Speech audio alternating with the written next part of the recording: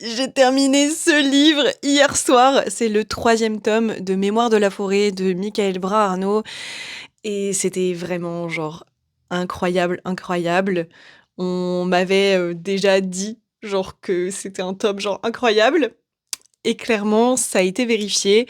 J'ai adoré ce troisième tome, mes préférés sont du coup le premier, parce qu'il y a aussi le truc de la découverte et cetera. Mais le troisième, je pense que c'est celui qui m'a le plus touchée, et du coup, c'est aussi en top un de mes tomes préférés, genre après ils sont tous bien les tomes, mais vraiment le tome un et le tome 3, c voilà. Celui-là, il était vraiment incroyable. On retrouve les mêmes personnages que dans les tomes précédents, évidemment, sauf que, ben, il y a les parents de Bartholomé, si je ne dis pas de bêtises. Bartholomé, oui, c'est ça.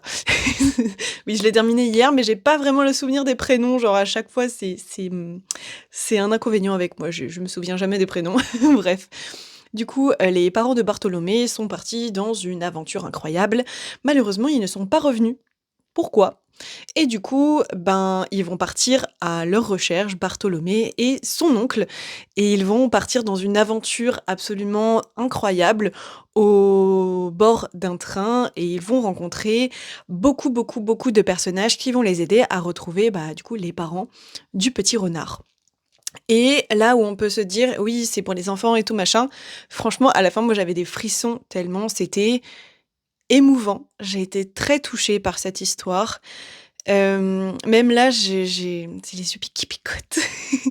J'ai les yeux qui picotent parce que vraiment c'était, je peux pas en fait vous en dire plus parce que ce serait un petit peu vous spoiler et surtout vous mettre sur une piste qui clairement ce serait dommage, ce serait un peu vous gâcher votre lecture. Juste découvrez cette saga, elle est incroyable.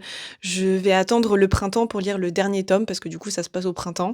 Je regrette pas du tout, parce que j'avais déjà emprunté ce tome-là à la bibliothèque cet été et je m'étais dit: «Ouais, c'est dommage de lire l'été plutôt que l'hiver» et clairement je regrette pas, mon choix de finalement, bah, l'avoir laissé de côté pour le lire, que cet hiver. Je suis vraiment ravie d'avoir découvert, ce livre et d'ailleurs, j'ai vu dans les dernières pages qu'ils ont fait des musiques, des épisodes un peu en mode, audiobook et cetera. Je vais aller voir parce que ça m'intrigue.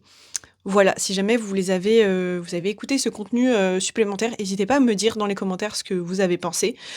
Voilà, comment vous dire que j'ai hâte d'être au printemps pour terminer la saga? Genre juste, quand est-ce que ça arrive? Dites-moi.